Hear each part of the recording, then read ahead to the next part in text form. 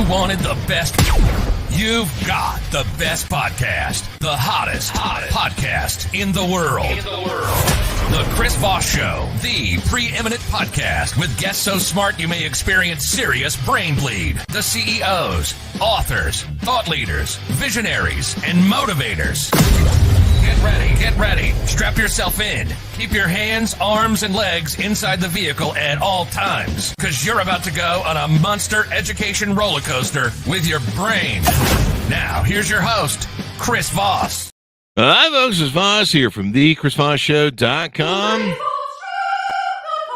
There you go, ladies and gentlemen. That makes it official. When the fat lady sings, the opera lady sings. That makes it official right there. Welcome to Chris Voss Show. Remember, folks, the Chris Voss Show is the family that loves you but doesn't judge you, at least not as harshly as your mother-in-law, because she's never liked you anyway. You know how that goes. But anyway, guys, be sure to bask in the Chris Voss Show glow and share the Chris Voss Show glow with other people. We actually got some coffee cups we're designing, the Chris Voss Show glow, so you can drink the Chris Voss Show glow right out of the cup, the official cup of the Chris Voss Show. People like, I don't know, man. It's just a podcast, dude. Anyway, guys, for 15 years, we've been bringing you the smartest people, the most brilliant minds, the CEOs, the billionaires, the Pulitzer Prize winners, all of the people who can uplift you, inspire you, take you to that next level in life. And that's what we do. And when you listen to the Chris Voss Show, you bask in the astronauts, the U.S. ambassadors, the Congress members, the governors. You join an elite crowd of people that just spend their day bathing in the Chris Voss Show glow. 3 to 4 shows a weekday, 15 to 20 shows a week. We run like a radio show because radio, I miss it. Does anyone else miss it? I don't know. This probably is a discussion for this time. We have an amazing gentleman on the show, and if he doesn't inspire you, you may want to get you may want to go see a doctor and get checked. 13 years ago, this gentleman had no money, no rental properties, $50K of student loans and debt. And guess what? His first boss out of college told him he was the worst employee in the company and should be fired. Wait, they tell me that every day. Today, he owns more than 200 rental properties without any investors or partners. He transformed his circumstances by adjusting his mindset, learning entrepreneurship, and side hustling intensely to buy real estate while working a full-time job. You are going to learn a diamond's worth of information here. So please refer the show to your family, friends, and relatives. Go to goodreads.com/Chris Voss, linkedin.com/Chris Voss. Subscribe to the big LinkedIn newsletter, the big 130,000 group on LinkedIn, Chris Voss 1 on TikTok, and chrisvossfacebook.com. Mathew Pezon joins us on the show. His wife, Anna, buy, renovate, and hold single-family and small multifamily properties for long-term in Lehigh Valley, Pennsylvania region. Lehigh Valley, actually. They have the Lehigh in Utah, but they spell it differently. They have 3 children under 3 years of age. That's always fun. Sleep's overrated. Mathew worked for 13 years as a chemical engineer before a recent career change to a full-time real estate investing. He is a 2013 Fulbright Scholar to Madrid, Spain, where he completed his master's in international management at IE Business. Well, since 2014, he and his wife have been buying and operating rental properties primarily in Allentown, Pennsylvania. Outside of investing, he enjoys maintaining his Spanish language skills, spending time with his family, playing guitar and violin, staying in shape, and traveling. Welcome to the show, Mathew. How are you? Oh, Chris, thanks for having me. Thanks for the intro. There you go. That's quite the bio, man. That's exciting as hell. Give us your .coms. Where do you want to have people look you up on the interweb, which is in the sky? Yeah, sure. Pezonproperties.com. That's our main home buying website, and all of our socials. There you go. So give us a 30,000 overview of what your day's like, what your business is like, and all that good stuff from your words. Yeah, sure. So I transitioned to full-time real estate earlier this year, and day to day, I'm training my team. We have a team of 9 full-time employees, and then myself, and we're out there pounding the streets. We're buying houses, renovating houses, operating property. There you go. Yeah. Now you've made quite the journey. Tell us your hero's journey. How did you grow up? What made you take a shine to real estate? And of course, you're welcome to expand on this story of someone calling you the worst employee ever, because I think that's just funny as hell. Yeah, so I'm a recovering engineer, and I say that. So I'm from the fourth generation of engineers, and I went to engineering school, chemical engineer, and that's what I wanted to do. Love that stuff. Love the analytical thinking, but when I got to that first big chemical company job, went into an IT role. My boss said I was terrible, that they shouldn't have hired me. I had no place there. It was awful. I mean, I was crushed. I had studied for 4 years. I had all this debt. How was I going to pay for this stuff? It was 2010. There's no job market then, not like today. Hmm. And I just felt like my dreams were coming apart. Right? Hmm. I felt like I was letting my family down, like I was letting myself down, and I just felt that I needed to do something else. I had nothing. I had no idea about investing. I had no concept of the future, building businesses, and that was a turning point for me. There you go. And so you just wasn't your gig, even though you had like a generational sort of expectation probably to go, hey, you got to go be an engineer. Your dad did it, and everybody else, huh? Yeah, well, and no one said I had to, and they encouraged me to do whatever I wanted to do. It Oh, was well, more that's just, yeah, I wanted to do it, and I was good at the numbers, and so I chose to go into that field, and I'm thankful that I did. Learn a lot of good skills, but I wasn't a very good employee according to that first boss. well, I'm still not a good employee to this day, so you got something going on. So, Yeah. you do you coach people now? I can see some stuff on your website that you've got going on. Do you coach people? Do you help people about mindset and wealth, or do you focus on just taking and buying houses and properties? Mostly buying houses and properties. Some of the philanthropy that I do is related Hmm. to helping folks from disadvantaged groups that historically wouldn't have been able to own real estate Oh, and that's and good. invest. So trying to break down the wealth gap, wealth barriers, and break down that barrier to entry for communities that didn't have that access. So I volunteer. It's a huge passion project of mine, and I love doing that to, of course, provide housing, but teaching others to do it so they can better themselves and their communities. That's what Hmm. really gets me going.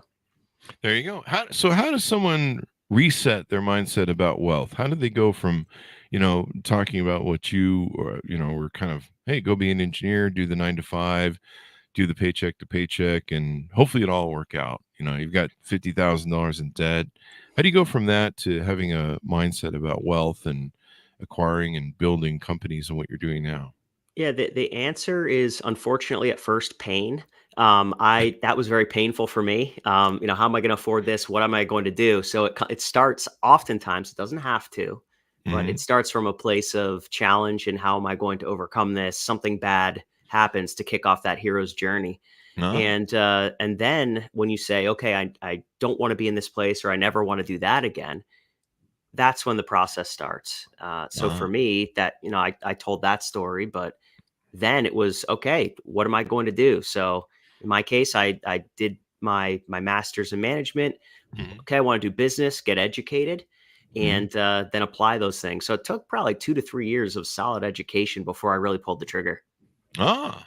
And so so you kind of had to hit like I'm just sick of this. I'm not going to take it anymore. Right. Moment. Yes, yeah. You Yeah. hit that moment or go beyond it, and you just say, I'm Mhm. fed up. You're just fed up. It's like that network movie. I'm mad as hell and I'm not going to take it anymore. Go to the window and scream. We were talking about this yesterday on the show with another author. And yeah, it seems like I remember when I finally lost weight and made some other changes, like I quit drinking booze. I just get tired of, I'm just like, I just wake up with hangovers and, I don't even drink that much anymore. At 50, your body just goes, yeah, we're not doing it. One beer and you got a hangover the next morning. And I just was like, I'm just not doing it. It was just not worth it anymore. Fuck it. Same thing when I lost weight. I just got tired of being miserable and tired of being miserable, whatever that means. And I just said, I'm just not going to do this anymore. I'm doing something different. And so I think maybe it's important. Do you think it's possible that it's important that we kind of identify that we're unhappy sooner so that we don't have to drag so long through that bottom? Yeah, I think so. For me, it was just about realizing that I thought this is where I wanted to be, or even if you recognize that you don't want to be in a certain place, really accelerating that that pain and saying, you know what, I could see where this is going. Let's Mhm. bring it up a couple years and say, no, I'm not going to do this. You might be Mhm. able to plug along for a little longer, but I saw, where my father and my other grandparents where they were financially and things like that. Not that there's wrong with that outcome, but I saw the Mhm. writing on the wall and I knew where it would lead me. So I said, look, fortunately I had that experience, but even if I didn't, bring up that change to the present because you see where it's going. Mhm. Do I think too, was there anybody who inspired you or maybe motivated you when you hit that bottom, or did you find someone to help lead you out of it? Sometimes, when we hit that bottom, one of the key things we do is we find some sort of proponent, like a book or a leader or someone who inspires us, and we kind of that message resonates with us because we finally we finally the bell's finally gone off in our head. Yeah, I definitely found someone. So it was about a year and a half before I was kind of languishing a little bit, just not excelling at my job. But then when I found Rich Dad Poor Dad, Robert Oh, Kiyosaki, there you go. oh man, it changed. I realized, wait, I'm not the only one who thinks this is all No. stupid, right? so, so so that was an eye opener for me, and of course going to business school and things at the time, once I had the mentality and then I had the tools, Mhm. that's when I could start making the change. It wasn't just the mentality, or it wasn't having the tools and not even thinking to use them. I needed both. Mhm. So, was there an inkling that you started to have after reading Rich Man Poor Dad or Rich Dad Poor Dad Rich Dad, that yeah. you're like, I need to start my own company, or I need to do my own thing rather than rely on someone else? Yeah, the seed was planted. I wasn't ready yet. I was Mhm. still afraid because of those loans and this other Mhm. stuff. I mean, now it's student loans are easier to repay, and that's its own thing. But Yeah. it took time, and I wasn't ready. I wanted to just get out of debt, and I realized that mentality was wrong after I got out of it. But it is what it is. You probably But were married and had a family too at the time, maybe? so this was before I met my Okay. wife. We've been together 10 years, but it was Mhm. about 2 years before that, 3 years before Okay. that. So Because yeah, sometimes it's hard to take a risk when you've got a wife and kids, because you're trying to provide stability for them and and all that stuff as a yeah, provider. So how do you make your first deal? How do you get to started down the pathway? yeah. So fortunately, I had my wife's girlfriend at the time. Her support. She knew that I wanted to get into the business. Just got back from business school, so I went around with investors who were doing this stuff. Mhm. I asked questions. At the time, there were foreclosures, not anymore. And every Saturday, my friends were out. I lost some friendships because of it, because they were out late drinking, all this stuff. I was up at 6 a.m. going to meet these investors, There you and it's go. just different paths we were on. And yeah, got educated, met with these investors, learned about properties. How do I underwrite them? What do I want to buy? What needs to be repaired? And I saw probably 150 properties before I pulled the trigger. So, Mhm. yeah, I just got ready and was scared out of my mind when when I bought that first one. There you go. You provide a great lesson. You put in the work. And a lot of people don't do that. They're like, "Oh, I'm drinking on Saturdays and I spend Sundays, with my head, hungover. I'm partying, chasing women, doing all that stuff." And I remember going when I started my first company at 18, and our first successful multimillion-dollar company started at 22, and then I had three overnight within a year or two, and it was maddening. And I remember seeing all my friends partying, chasing girls, doing all the stuff, and me we're trying to run three companies at the same time, and just consuming my life and everything that I was doing. I mean, it got to the point where I'm like, we need to install a shower at the office because I don't even know why I bother going home, whether to shower and change clothes. But it was worth it in the long run, the sacrifice. And I've always had it's like I always used to have guy friends. They say to me, "You know what's different about you, Chris?" And I'm like, "What?" Because we would go clubbing. once we got successful, and they go, money's first for you and women are second. And I'd be like, well, yeah, I mean, I did watch Scarface, and first to get the money. But yeah, women cost money to date them. So I need the money first. But they're like, with us, it's about women first, money second. And I'm like, well, that's why you're broke, dude. And that's probably why you work for me. And you're always broke. And so you did the work. You went out and saw, like, what'd you say, 150 plus homes. Yeah. You're out, you know, in the early morning hours, meeting with people, networking, doing the work, and being accountable. And a lot of people just don't get that. That's what you got to do as an entrepreneur. You're like, hey, how come your little company didn't work out there that you started? And you're like, well, I don't know, I just tried and I set up a website and then nothing came, so I just gave up. And a lot of people don't realize you got to do the work, man. And sometimes you're gonna, like you said, 150 houses, you're gonna you got to turn over a lot of dirt to find the diamonds. Well, that's right. And even today, when we know what we're doing, we're Mhm. still making a lot of offers and not getting them accepted, or looking under the hood, figuring out we don't like it and terminating. I mean, it's just part of the Yeah. business. But you got to have that relentless pursuit. Mhm. Otherwise, you'll look at two deals, say they don't work, and stop. When all you had to do was look at 20 more, you would have done one. Yeah, it's a numbers game, and people Yeah, don't realize that life is a numbers game. yeah, Dating's a numbers game. Business is a numbers game. Meeting right people and networking with them is a numbers game. Sometimes you'll meet someone and they're not a right fit for maybe your network, or they don't really help you, but sometimes you meet someone through them. And working those numbers games. Ted Turner had that great advice that was so brilliant, who built CNN and the cable company. Um, and it was, you never lose anything by walking away from a deal, right? yep. You can always come back if you want to come back to a deal, but if you say no to a deal, you don't lose anything. What you lose is if you're only looking at two properties at a time, you try to choose the lesser of two evils, and instead of going and finding, maybe flushing it out with the numbers to go look at 20 more deals, you might end up with two turds in your hand, right? Yeah, well, that's right. And the opposite is true too. I mean, you can get Yeah. just stuck looking at deals, never making offers. And I see that Mhm. happen in newer investors too. They never want to, they want to educate forever and never take action. So you Mhm. have to be, there's a balance in the middle there. You can't just, you can't walk away from all the deals, and you can't not do the deals. You got to do some. Yeah. And I mean, you've been working, I think you said you've been doing this for 13 years, That's right. and you Yeah. Yep. just and Side you just hustling. retired to full time this year, correct? That's right. Yeah. Yep. There you go. Earlier this So you've year. been doing the full time work, and then doing this on the side, and building it. Has that been hard to try and do both and juggle them at the same time? Oh yeah, it's no doubt.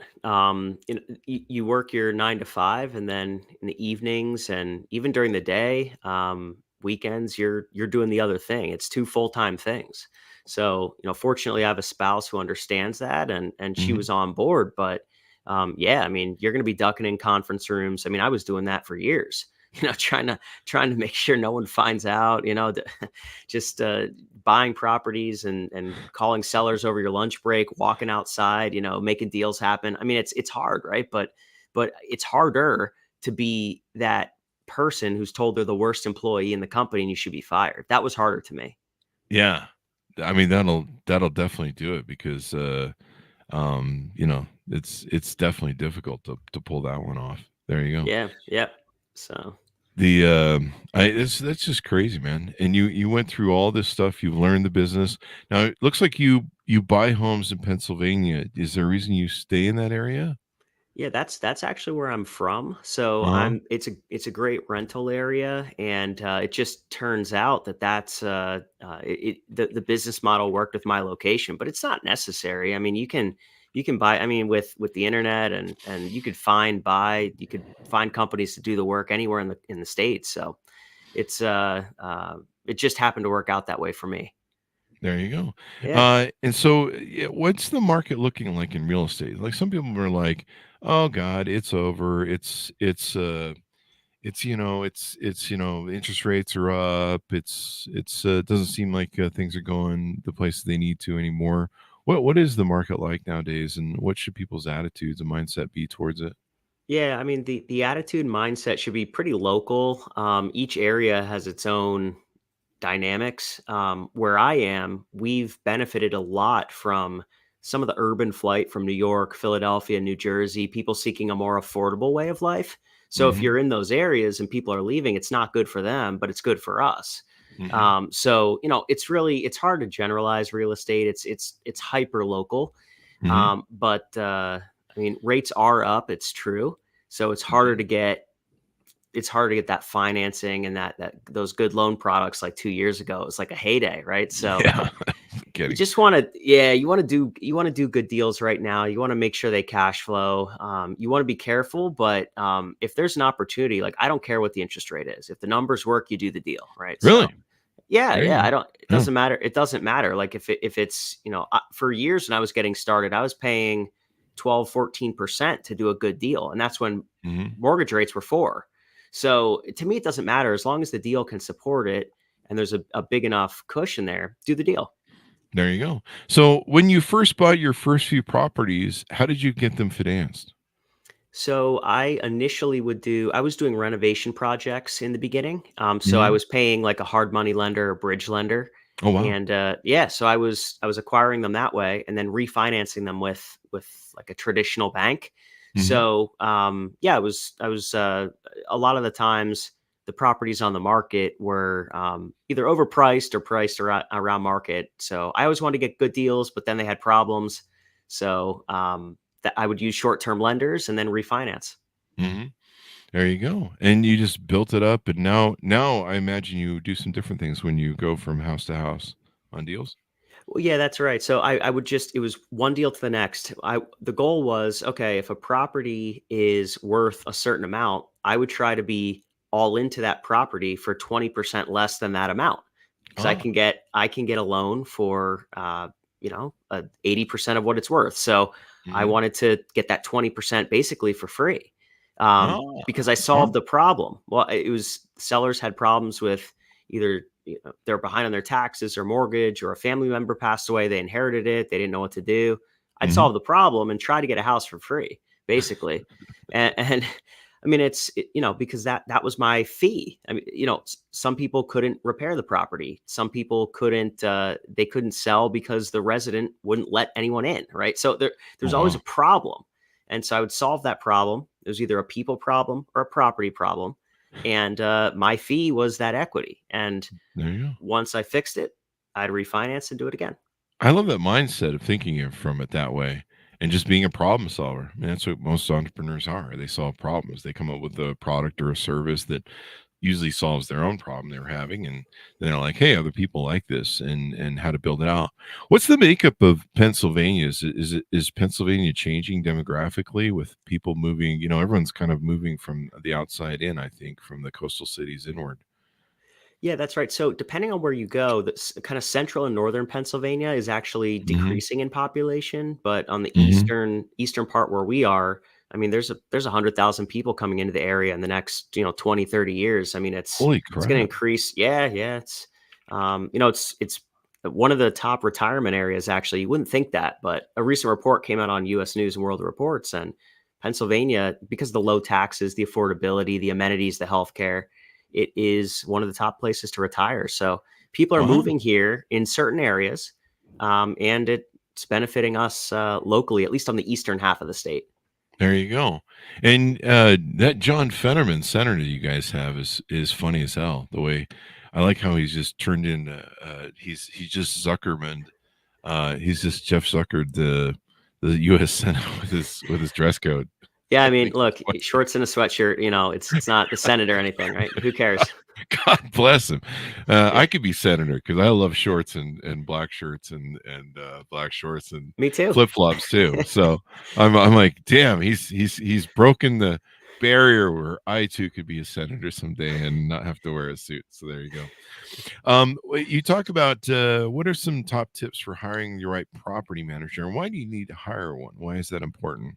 Yeah, that's such a great question. I mean, I self-managed for about 4 years, and there comes a point where, look, you're working a full-time job, you're also Hmm. trying to buy other property, you want to have a life, you have relationships, family, Hmm. kids.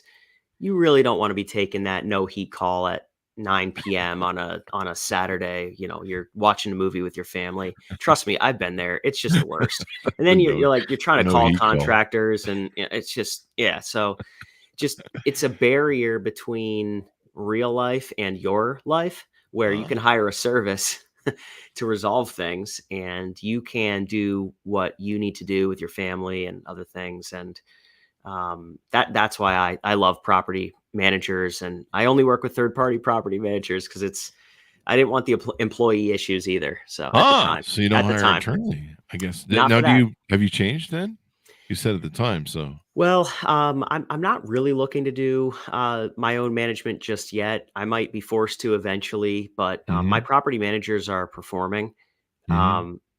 I borrow a lot of money, but that doesn't mean I need to start a bank. I have a lot of insurance policies, but it doesn't mean I need to be an insurance carrier. So Ah. even though I could, it's at this stage, it's taking me away from the next deal Hmm. if I were to start up that company. I like that concept because I'm the same way. I like the ability to fire you. Like people who are related to me will say, "Hey, can I come work for you?" I'm like, "No, I really like to fire people if they don't do their job." And I'll probably fire you. And it's not that I have a firing thing, but you know what I mean? It's if you've got someone who's a third party, it's much easier to cut them and when they start fucking up than with an employee, you got to give them 3 notices and you got to try and be nice to them and hey man, Joe, can you like get your shit together? And with the other guys, if they do a real faux pas, you can just be like, "Hey, man, the contract over. Bye. See ya." Yeah, yeah. It's easier to exit that situation basically, and you don't have any blowback of like lawsuits or people going, "You've misfired me wrong." And the other thing is too, I found a long time ago was, I learned this from I think the guy CEO of Discover Card or something, and he said, never have one vendor who controls everything, always have 2 or 3 vendors in a given segment of whatever's being provided to your business, because if they know they have to compete and they're competing with other people, they'll do a much better job and they'll hustle harder, yeah, unless they know that they have all your business. And the problem with having everyone have all your business, a lot of the car companies have that issue right now with like Tesla makes pretty much everything for their car to my understanding. But one of the problems that GM and Ford and Chevy have in trying to make EV cars, electric vehicles, is they've sold all the parts to different branches. Some guy makes the radio, some company makes the radio, some company makes the thing. And so it's harder to get all the software to match up and hardware to match up where Tesla can, we built it, it's all integral. And so having multiple vendors and third party things, I think really makes all the difference. Well, yeah, it does. I mean, and the finding the deal and buying the right deal, that can be very forgiving in the case of non-performance later. But I mean, Hmm. you got to run that asset, right? You have to Yeah. you're providing an essential service to people. They live in your building, Hmm. so you can't skimp on that management quality. And if you can, you won't be in the business long, or if you do, you won't be in the business long. So it is a core competency. I haven't really looked to um, do that vertical integration just yet with management. I've just been focused on building the deal arm right now, but maybe in the future I do. I mean, Hmm. there's certainly we've certainly achieved scale, Yeah. so there's it can be plug and play to a certain extent, and I think the managers know that Hmm. like okay, well Matt has options, and even it's not that there's not just a okay, well he doesn't work because I work with two main managers. They kind of Hmm. know that, but they also know I could bring it in house too. So I'm kind of the Yeah. third. I'm Yeah. the bigger gorilla. I'm sitting over on the side, but they know I could pull it. Yeah. There you go. So And so now, what's your best advice for people that want to do what you do? I mean, you've really played the long ball here. I mean, yeah, you've been doing it for over a decade, but you still kept your day job. And the one thing about real estate is it's a really long, slow income ball where, I mean, you're playing for decades, but the value of real estate's always going to go up. And you're making that depreciation money and all that sort of stuff. What do you give advice for people who are finding off market deals, negotiating with sellers to buy them, and the vision for playing that long ball? Because you're not going to get rich overnight usually No. doing real estate. Yeah, I mean, first you have to know why you want to do it, and you have to know what your investment strategy is. I love single family homes, and I told you my why. But listeners need to know theirs because it's going to get hard. You're going to have people, contractors run away with materials and money. You're going to have resident issues. You're going to have slip and fall issues. There's all the issues, right? So you have to know why. And after that, when you know your investment strategy, you have to get educated. You have to build your credit. You have to save money. Mhm. You have to be prudent with your budgeting because you can't put down a chunk of change that you don't have. So you got to really, get those things right, get your credit right, and then you have to find your team because once you buy this thing, now you're stuck with it. So, it's yours. It's your problem now. You can't. It's not a stock. You just liquefy. I mean, it could take 3 months to find a buyer, right? More That's if you true, ever huh? sell. So, Yeah. then once you have your team and you got everything else before that, you're educated. Then you're looking at the property. People just want to go look at properties, and that's just not how it works. They skip 10 steps, and they didn't set up the foundation. It's Yeah. you gotta. They're picking out the kitchen faucet before they even poured the concrete to the foundation. They're too far out in left field to even build a strong business. I saw that a lot with some real estate friends in the right before the bust in Las Vegas from the 2008 Great Recession. I had a couple of friends that they'd spent like 25 grand going to all the Carlton Sheets seminars and all the seminars that teach you what you're supposed to do. And then they went out and they did every single thing that you're not supposed to do, that they spent $25,000 doing. They'd spent they spent all that money just blowing it. And I said, I remember saying to him, I'm like, you have done everything that you're not supposed to do. Like they bought homes that were $2,400 monthly payments on no down, those crazy negative AM loans from 2008. And I'm like, you bought homes that you have to make the service payment on $2,400 a month, but the rental market in Las Vegas max for a full family is 1,400, 1,600 on the luxury side at that time.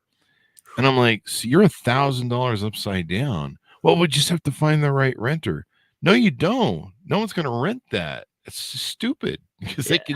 they can get 500 homes for less than that. And you're right. People go crazy. They get focused on getting down that road and they don't, do the basics, as it were. Oh, that is so true. I mean, all those mistakes, or they want to go out and look at properties, but they can't buy them because they're not bankable. So and then they're just instead of they'll go down rabbit holes of getting educated, but meanwhile they're overspending and everything in their personal life, their credits in the toilet. You just have to go in order because you can't skip steps in this business. There You go. can, but you'll get burned. Yeah. And maybe fix your personal debt first and stuff like that. Like Oh pay off yeah. all your credit cards. It's funny how people look to investments where they're like, hey, I want to invest in, maybe real estate or stocks or something. And yet they're paying, these exorbitant credit card rates. Right now, I think the reports are in studies that we're on a credit card drug mission ever since COVID. It's like keeping the economy running. So I don't know, maybe it's half good, but people are just pouring credit card debt like it never before. I think it's a record we've never seen before. And it's like those things will bleed you out first. That's actually the thing you should get rid of first. Well, yeah, I mean, and if you're living your personal life outside of your own means, I mean, gosh, what are you going to do with your business? I mean, Yeah. it's common sense, right? But people don't think they're looking for the silver bullet. They're looking for the quick fix. Get rich quick. I mean, this business is a slow. I forget who said this, but someone said real estate is slow and dumb. I mean, you can see the trends. You follow the people, you follow the jobs, follow the people. It's prices aren't going to shoot to the moon. Yeah. Now, recently there was some appreciation, but I mean, it's like, look, it's just be methodical. You just do the math, and the math will tell you what to do.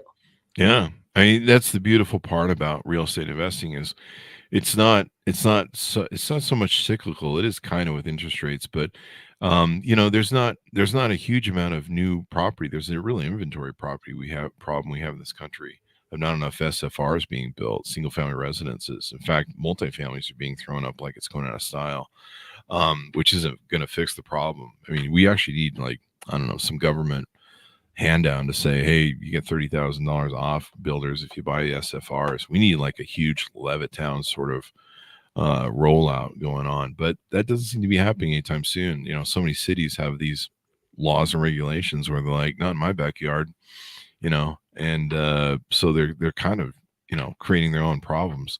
But it's interesting. You can invest in Bitcoin or something that's crazy and extremely volatile. The great thing about housing is it's going to always be around. So as we go out, Mathew, give us your final thoughts and pitch out. How can people on board with your site? What sort of clients are you looking for, et cetera, et cetera? Yeah, sure. So we help anyone in Eastern Pennsylvania who's looking to sell their property, primary residence, rental, off market. No, we charge no fees, commissions, anything like that, and we buy direct from home sellers. So you can reach out to us on our website, and we'd love to work with you. There you go. And give us the website as we go out. Sure, pezonproperties.com. There you go. Well, very insightful, my friend, to have done all this stuff. And I love the story too. You're clearly not the worst employee ever, according to that guy from 10, 20 years ago. He did me a favor. Sometimes that's what we need. Sometimes we need somebody to kick us in the butt and kick us over the finish line, as it were. And then you're like, hey, thanks for that. I kind of needed that wake up call, as we've talked about on the show. So thank you very much, Mathew. We really appreciate it, man. Yeah, Chris, love being here. Thanks so much. Thank you. And thanks, Mountains, for tuning in. Go to goodreads.com/Chris Voss, LinkedIn.com/Chris Voss. Subscribe to the big LinkedIn newsletter. That thing is just killing it over there. It grows like a weed. The 130,000 LinkedIn group. Go to youtube.com/Chris Voss, Chris Voss one on the TikTok, and Chris Voss, Facebook.com. You can chat with the show over there. Thanks for tuning in. To my audience, be good to each other, stay safe, and we'll see you guys